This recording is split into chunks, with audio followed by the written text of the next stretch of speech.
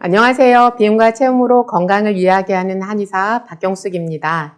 지난 시간에는 공복혈당장애, 식후혈당장애 이렇게 내당능 장애에 있는 분들이 이제 10년, 20년 후에 심해질 때까지 기다리지 말고 당뇨병으로 진전하기 그 이전에 이제 정상 상태로 건강한 상태로 돌려놓을 수 있도록 같이 노력하자 이런 말씀을 드렸는데요. 어떻게 내당 장애가 있는 분들 좀 노력을 해보셨어요? 그런데 어떻게 노력을 해야 될지 제가 대략적인 어떤 길을 말씀을 드리긴 했지만 그것이 감이 잘 안 잡히는 분들 계셨을 텐데요. 그런 분들을 위해서 실제로 이제 당뇨, 혈당 조절이 잘 되지 않는 분을 어떻게 제가 도와드렸는지 이게 실제 사례를 보여드리면서 오늘 같이 공유해 보도록 하겠습니다.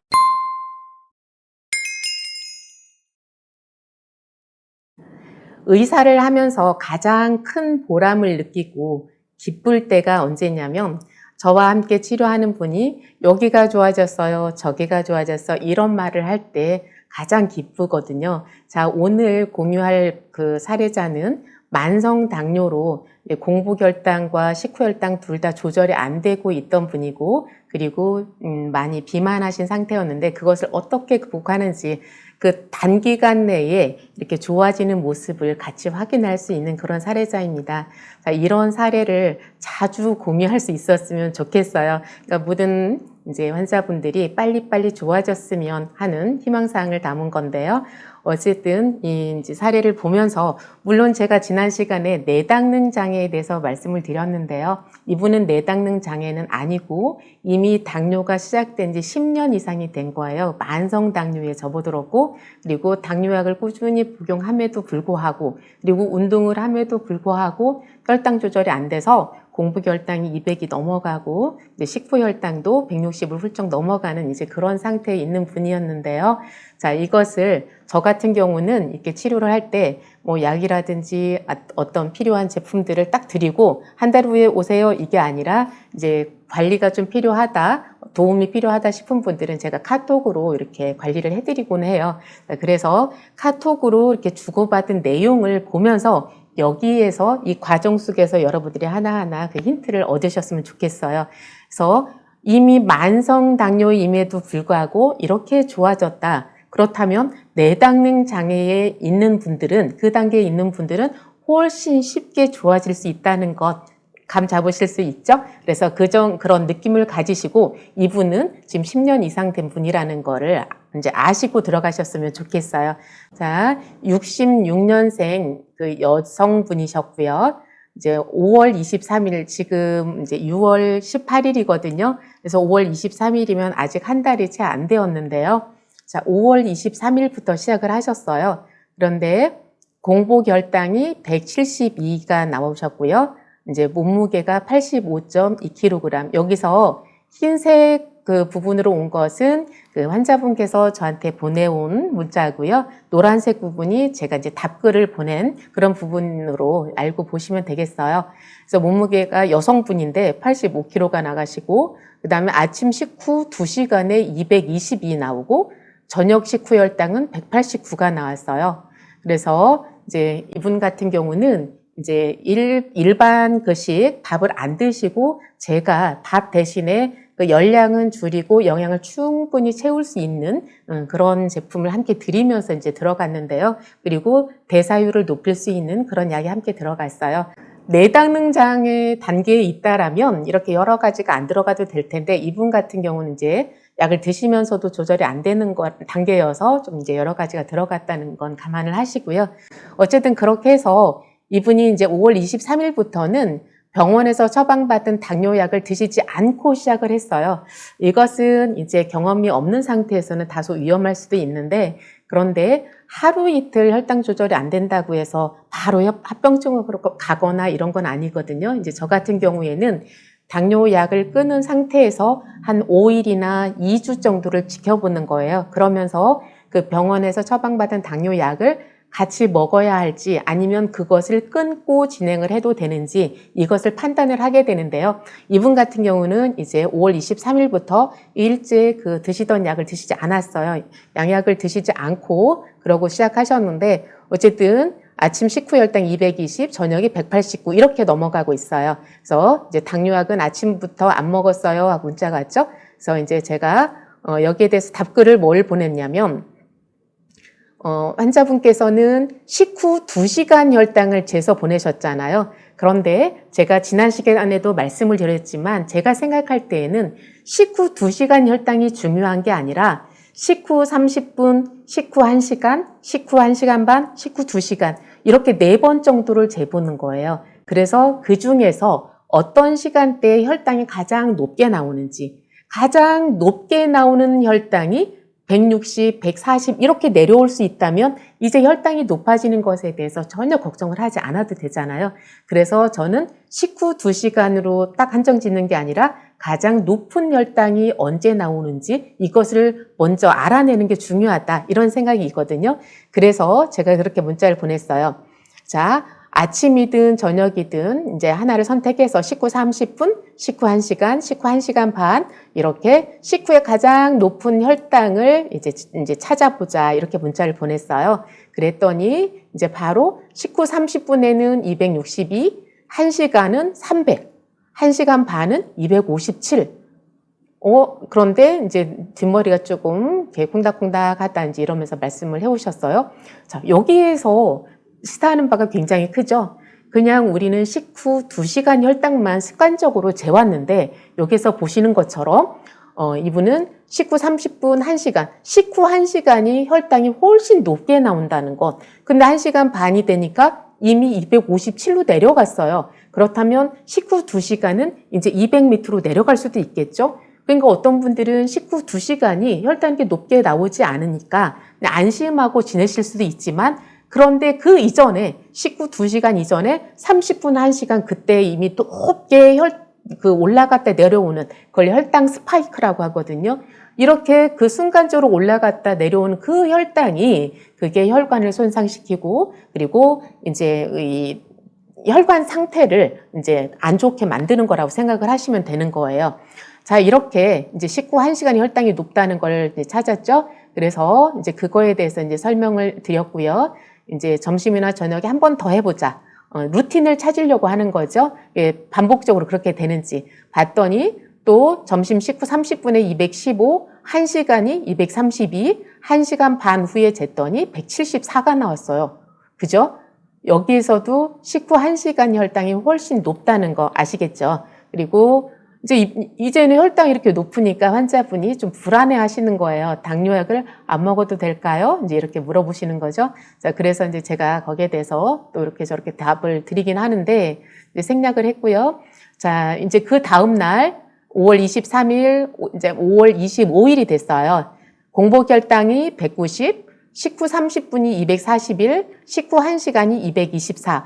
여기에서는 식후 30분이 더 높죠. 그래서 어떤 분은 식후 30분이 더 높기도 하고 식후 1시간이 더 높기도 하고 근데 대체적으로 만성 당뇨에 있는 분들은 식후 1시간 반이나 2시간의 혈당이 가장 높은 경우는 거의 없어요.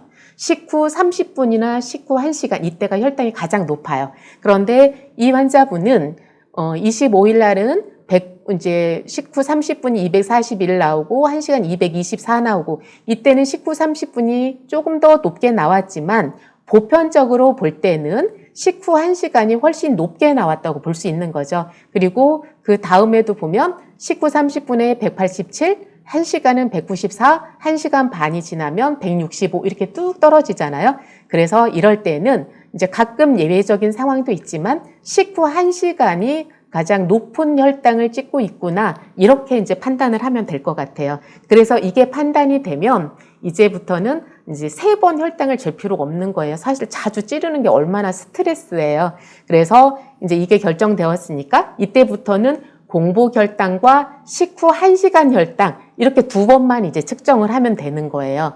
자, 그래서 이제 이 당뇨약을 안 먹어도 되는지 이제 불안해 하시는데 거기에 대해서 며칠만 더 당뇨약 없이 가보겠습니다 하고 그리고 식후 30분 운동 이거 외에 이제 좀 더 운동을 하실 수 있으면 추가했으면 좋겠다. 이것은 단순히 혈당 조절을 위해서가 아니라 이제 많이 비만하신 상태였으니까 85kg였으니까 그것 때문에라도 운동을 좀 더 했으면 우리가 저장된 것을 태워서 써야 그것이 없어지는 거잖아요. 그죠? 그래서 운동을 좀 더 할 수 있었으면 좋겠다. 이렇게 말씀을 드렸고요. 자, 그 다음을 한번 볼게요.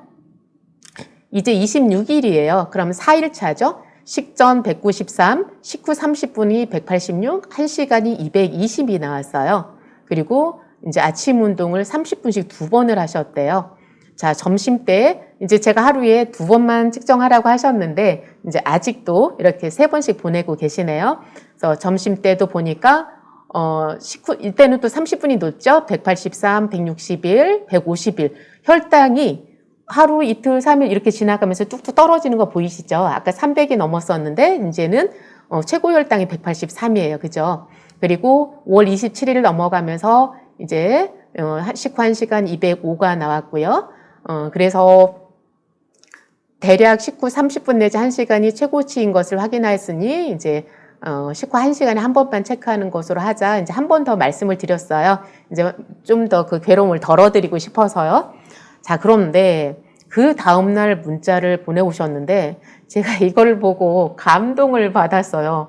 와, 내가 이렇게 이분한테 정말 잘 해드려야 되겠구나, 많이 도와드려야 되겠구나, 이런 생각을 저절로 할 수밖에 없는 이제 그런 문자가 왔어요.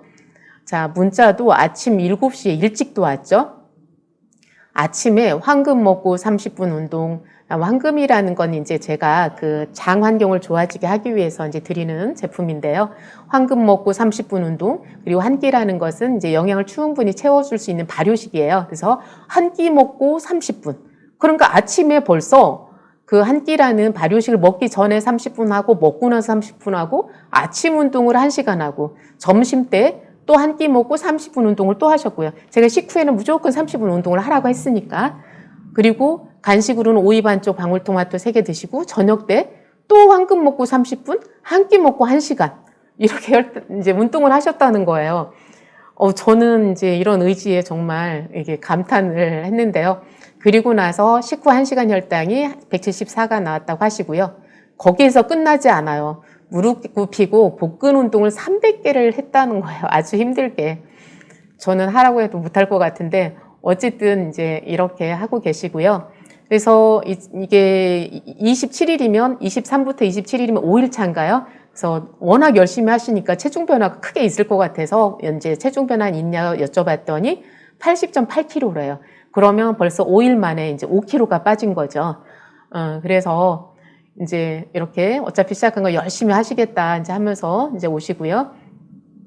그래서 이제 제가 2주 정도 지날 때 혈당 기대됩니다. 이것은 무슨 소리냐면 이제 저는 많은 환자분들과 이제 치료를 진행해 왔으니까 이제 알잖아요. 이제 통계적으로 이렇게 열심히 하시는 분들은 2주 정도가 되면 혈당이 뚝 떨어져요. 되게 약속이나 한 것처럼 한 일주일 지나면 뚝 떨어지고 그리고 2주 지나면 거의 정상 혈당에 가깝게 뚝 떨어지는 이제 그런 경우들이 많거든요. 그래서 이제 2주 정도 지날 때 혈당이 이제 기대된다 이렇게 하시고 근데 환자분은 아직도 불안해해요. 약은 안 먹어도 될까요? 그래서 혈당이 점점 떨어지고 있으니까 이제 드시지 말고 그냥 진행해보자 이렇게 말씀을 드렸고요. 자, 이제 28일이 되었어요.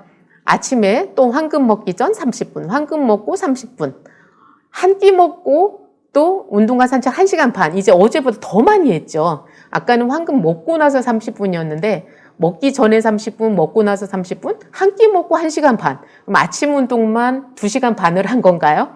그렇게 하셨고 그 다음에 간식은 오이 반쪽 방울토마토, 그 다음에 점심에 안 재도 되는데 공복혈당을 재셨네요. 이제 공복혈당이 137이고 그 다음에 황금 먹고 또 30분, 한 끼 먹고 운동 1시간. 식후 혈당이 167이 나왔어요. 굉장히 떨어졌죠. 그리고 저녁 때 또 황금 먹기 전에 20분, 먹고 나서 30분, 한 끼 먹고 1시간. 그리고 간식은 이렇게 조금 드셨고요. 그리고 나서 이제 낚시를 하고 계신가 봐요. 일요일이라서. 이분은 여성분인데도 이제 낚시를 워낙 좋아하시는 분이어서요. 그리고 나서 이제 그 다음날 이제 보내온 건데요. 공복혈당이 156, 이제 1시간 후가 200이, 그다음에 운동 1시간 반 하고 점심 운동 1시간, 저녁 2시간, 복근 운동 30분.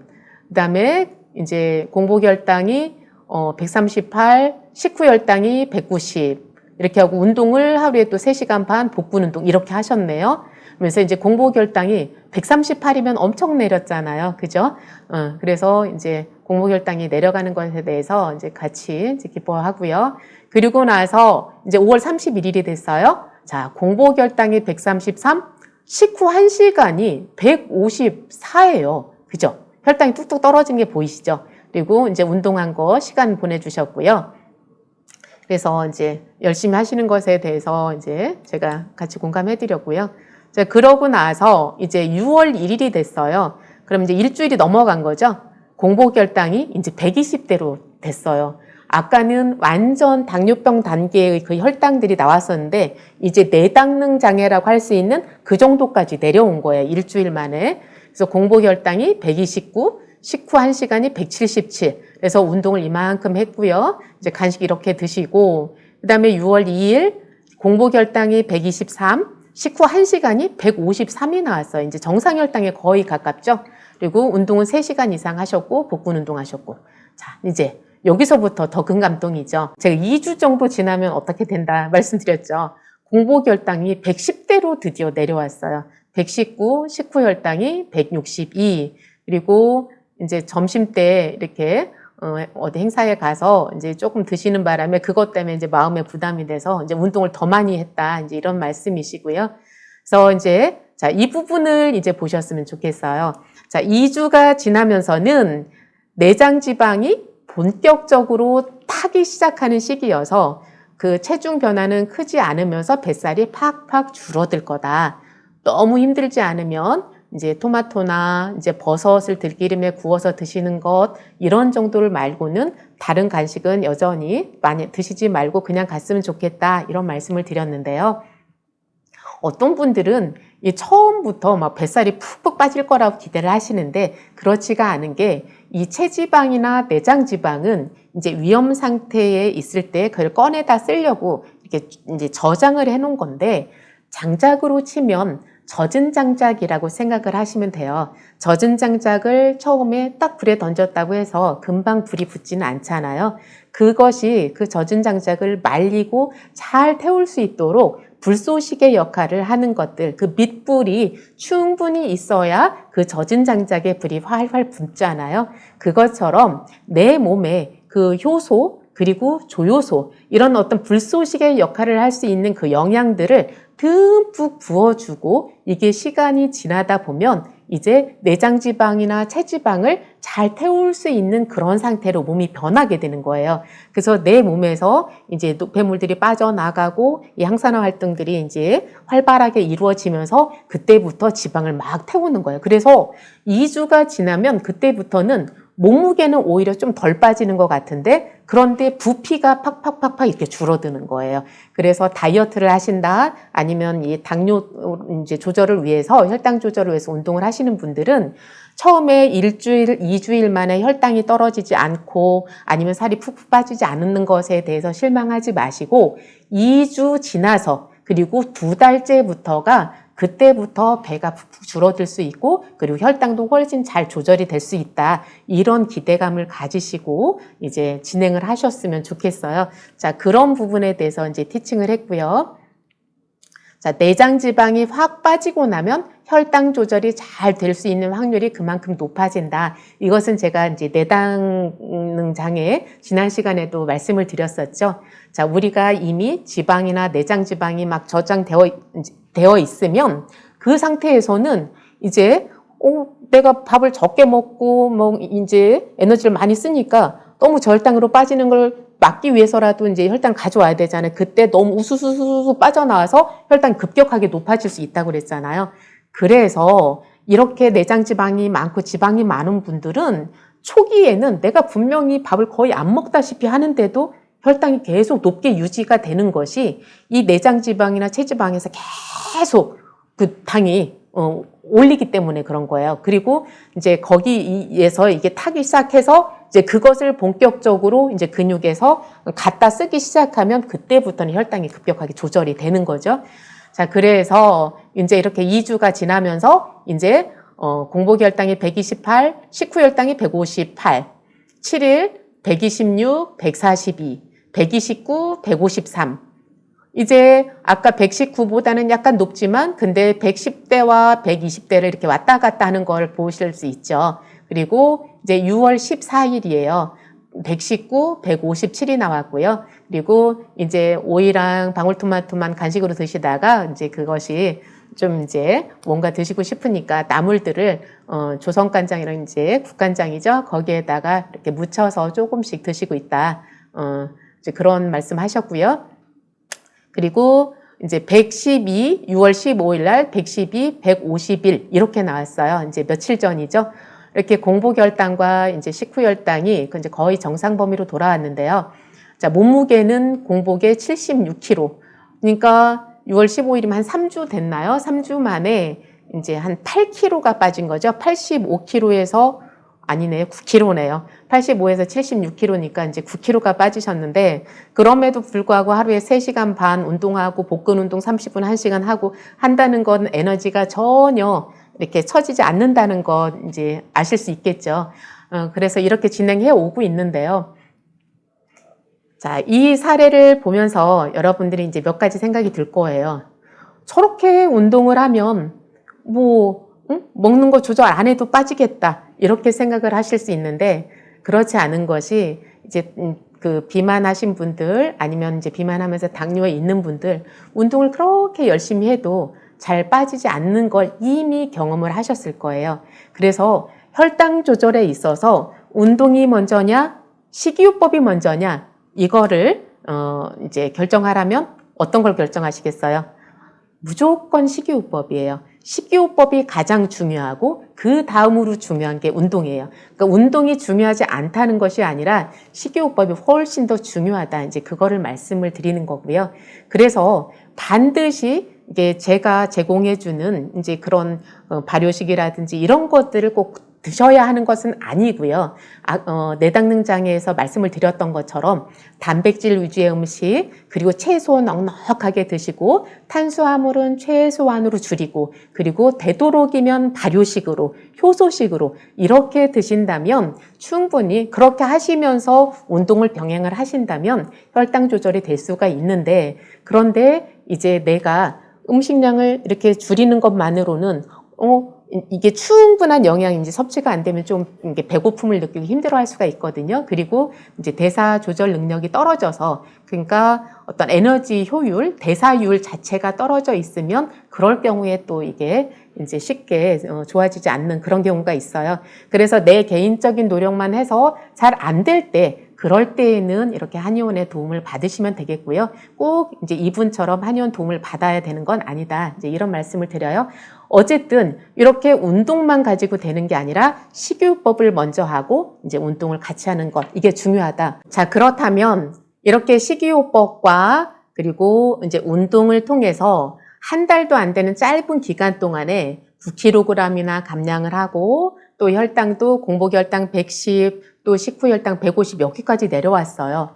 자, 그렇다면 이분은 이제 당뇨가 완치되었다, 치료되었다라고 얘기할 수 있을까요? 아니다. 금방 아시겠죠? 이거는 분명히 완전히 치료가 된 게 아니고 이 상태에서 금방 탄수화물 위주의 어떤 음식을 다시 드시기 시작한다면 바로 또 혈당 조절이 안 될 수밖에 없어요. 자, 그것은 치료를 잘 못해서가 아니라 그건 너무너무 당연한 거예요. 자, 내당능 장애에서 이제 당뇨로 넘어가는 것, 이것만 해도 몇 년이 걸린다고 했죠. 자, 당뇨가 내가 딱 진단을 받았어요. 그러면 이미 5년 이상, 10년, 그러니까 5년 내지 10년 전부터 내 몸에는 벌써 조절 능력을 점점 상실하고 있었다는 얘기예요. 자, 그렇다면 이렇게 15년, 20년이 넘는 그 긴 시간 동안 내 몸에서는 혈당 조절 능력을 상실하고 있었는데 그것을 내 몸에서는 다 기억을 하고 있는 거예요. 그래서 지금 이렇게 공복혈당 110, 그리고 식후혈당 150 또는 140 밑으로 내려오는 이것이 정상이라는 것을 내 온 몸의 세포들에다 다시 기억을 재인식을 시켜야 되는 거예요. 그래서 최소한 6개월, 7개월 이상 1년 정도를 계속적으로 그 식이요법과 운동을 병행을 해야지 그래야 그제서야 완전히 이제 완치가 되었다라고 할 수 있는 거고요. 그리고 완전히 완치는 아니더라도 당뇨병 단계에서 내당능 장애 요 정도로까지 좋아질 수 있는 거예요. 그래서 이렇게 만성 당뇨가 한 달, 두 달 만에 완치되는 건 없다. 이제 이거 말씀을 드렸습니다. 자, 이렇게 만성 당뇨도 이렇게 짧은 시간에 조절이 되고 체중도 감량이 되고 이런 데서 여러분들이 희망을 보셨으면 좋겠는데요. 내가 내당능 장애 단계에 있다면 이보다 훨씬 더 쉽게 조절이 되겠죠. 자, 그런 기쁨을 가지셨으면 좋겠고요. 그리고 이미 내가 당뇨병 초기 단계 그리고 만성 단계에 접어들으신 분들이 계시다면 자, 이 단계에서도 이렇게 좋아질 수가 있구나 이런 생각을 가지시고 자, 혈당 조절을 어떻게 할 것인지에 대해서 어떻게 해야 내가 건강해질 수 있을 것인지 이 부분에 대한 계획을 세우시고 앞으로 잘 실천해 가셨으면 좋겠습니다. 그래서 이제는 혈당 조절이 잘 돼요. 체중 조절도 잘 되었어요. 컨디션이 많이 좋아졌어요. 자, 이런 댓글 많이 기대하겠습니다. 감사합니다.